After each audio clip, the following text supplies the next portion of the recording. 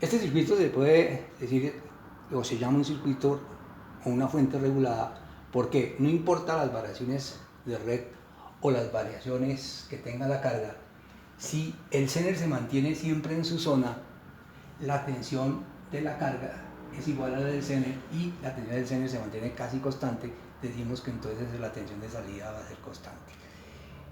Eso lo garantizamos siempre y cuando la corriente mínima del diodo nunca caiga por debajo del valor mínimo, es decir, la corriente que circule por acá siempre debe ser superior a esta, pero la corriente que circula por acá tampoco puede superar el valor máximo que soporte el diodo, que de acuerdo a la potencia, porque el diodo se va a quemar. Una limitación grande que tiene este circuito, y ustedes lo tienen que ver aquí estoy produciendo una corriente I sub 1, y esa corriente I sub 1 es igual a la corriente que se da por acá, que era del Zener, más la corriente de la carga. O sea, que la corriente de carga lo primero que pasa es por la resistencia R1. O sea, en esta resistencia voy a perder potencia. Entre más grande la corriente, más potencia voy a perder. Por lo tanto, esto es una limitante. Esto no se puede utilizar en la mayoría de casos prácticos, solamente se utilizará donde la potencia que se disipe es muy poca. O sea, este diseño va a ser válido para muy bajas corrientes. Entonces, con esas premisas vamos a hacer un diseño con las siguientes condiciones. Quiero que a la salida hayan 12 voltios y que la corriente de carga pueda variar entre 0 y 30 miliamperios. Esas son las condiciones que estamos colocando en la carga. Y voy a decir, las variedades de red van a estar entre 130 como máximo y 110 como mínimo. Como la corriente es muy baja, nosotros vamos a mirar para poder determinar el funcionamiento del circuito. Lo primero que necesitamos es un Zener que me garantice 12 voltios. Entonces debo buscar un Zener de 12 voltios, y ese voltio en la práctica sería el N4742. Vamos a hacer un circuito, un diseño lo más práctico posible. Entonces, este diodo se consigue en el mercado, bueno, se supone se consigue en el mercado, y uno mira los datos que le da el fabricante. El fabricante le dice, el voltaje Zener es 12 voltios si le hacemos circular una corriente de 12 miliamperios. Nos va a decir que la resistencia del Zener son 9 ohmios, que la IZ mínima para garantizar que esté en su zona son 2 miliamperios. Este es un dato que no lo encontré en el manual, pero vamos a suponer que este es el valor posible. Y que la potencia del Zener es 1 vatio. Recuerde que esto es V por I. Yo puedo calcular entonces la corriente, sabiendo que esto es 12 voltios, y la corriente sería 1 sobre 12, 86 miliamperios. Esta sería IZ máxima. Entonces tengo todos los datos del diodo. Entonces voy a hacer un modelo para el diodo. Entonces acuérdense cómo podemos sacar el modelo. El Zener viene así. Cuando entra a esta zona, estoy diciendo que hay un voltaje inicial que es BZ0, que es el voltaje que garantizamos que hay cuando mínimo haya 2 miliamperios. Ese es el voltaje. Y ahí para adelante, pues lo vamos a representar por una resistencia. Entonces, ¿qué estoy diciendo? Cuando por aquí circulen 12 miliamperios, yo tendría 12 voltios. Entonces yo puedo decir, esos 12 voltios aquí son iguales a BZ0 más la caída que hay en esta resistencia cuando circulan 12 miliamperios por 9 ohmios. Y esto de aquí despejamos y nos da que BZ0 es 11.89 voltios. ¿Qué quiere decir? Que mi modelo me quedó así. Mi Zener lo puedo representar por 9 ohmios y una fuente de 11.89. Y esa la vamos a trasladar a nuestro circuito de acá. Entonces vamos a decir lo siguiente. Cambio mi Zener y digo, desde que esté en su zona, el Zener lo puedo reemplazar así. Una fuente 11.89 y una resistencia de 9 ohmios. Y ahora pues entonces tendré un análisis de circuitos. Voy a decir lo siguiente. Como esta tensión va a variar, uno de los peligros o que se queme el Zener o que saque al Zener de su zona. Como trabajamos con bajas corrientes, pues seguramente las posibilidades de que se queme no va a ser tan alta, la podemos comprobar. Entonces nos vamos a preocupar más bien que no se salga el Zener de su zona. Entonces, ¿qué vamos a decir? Cuando yo tenga 110 voltios, que es cuando me va a producir el voltaje más bajito que aparece aquí, y lo voy a llamar el voltaje NR mínimo, que va a corresponder a cuando aquí hayan 110 voltios. Yo tengo el siguiente circuito.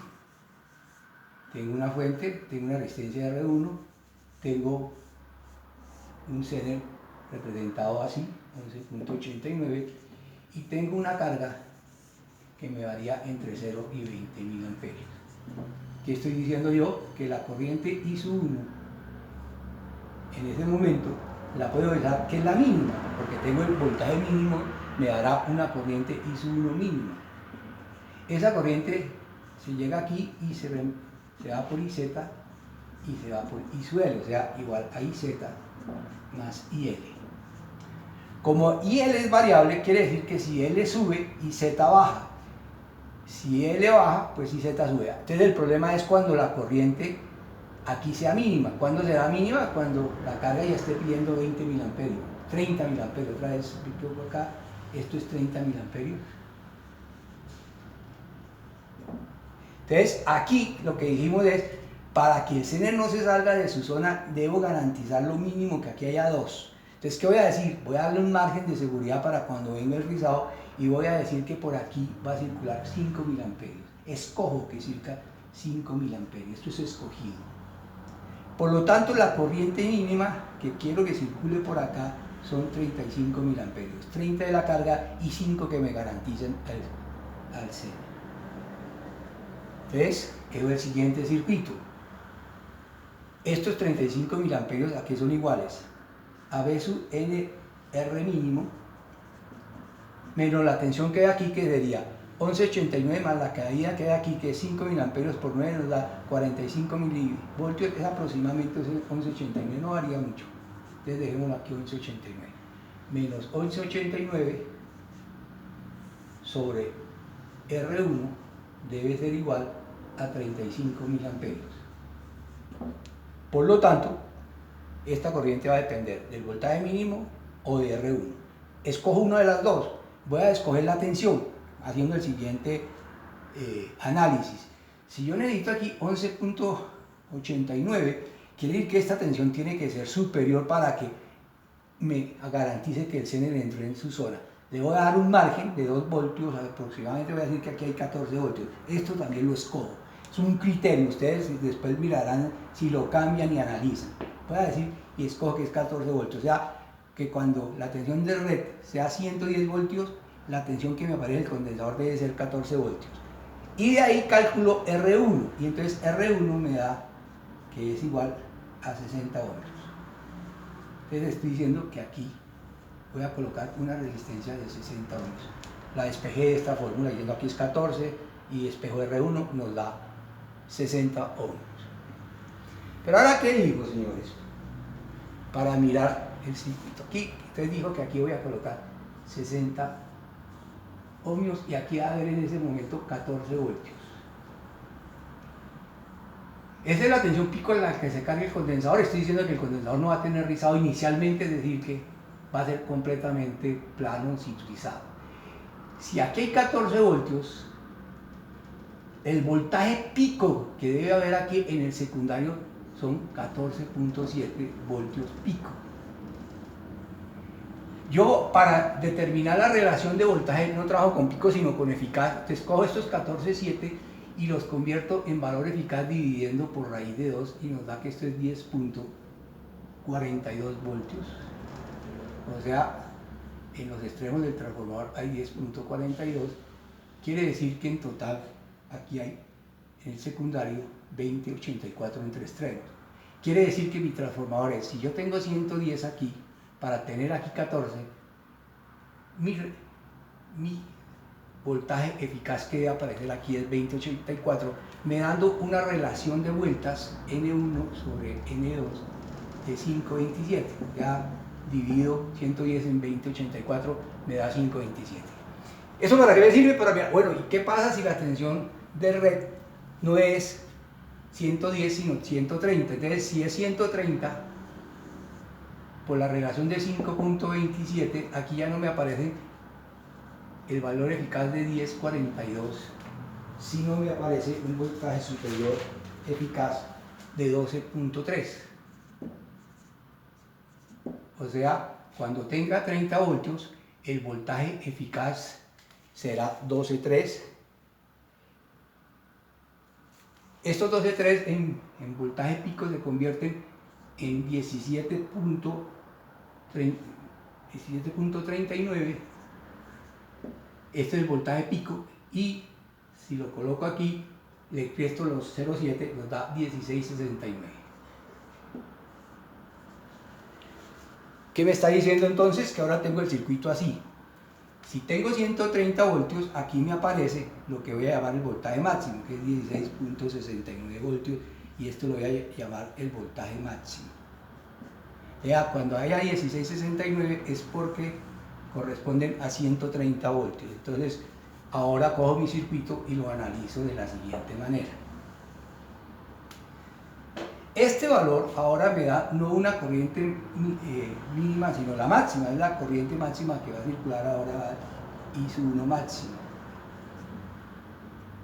Y es, entonces, esta I sub 1 máxima se va a dividir en una corriente IZ más la corriente de carga. Ahora mi problema es esta corriente máxima, el problema es que no me va a dañar el Zener, que esta corriente no se vaya a dañar. Entonces, me voy al caso máximo. ¿Cuál es la corriente máxima que va a circular en ese circuito? Cuando la corriente de aquí sea mínima, o sea, esto sea mínima, yo tendré aquí un IZ máxima circulando en el circuito. En este caso, máxima sería cuando no hay carga.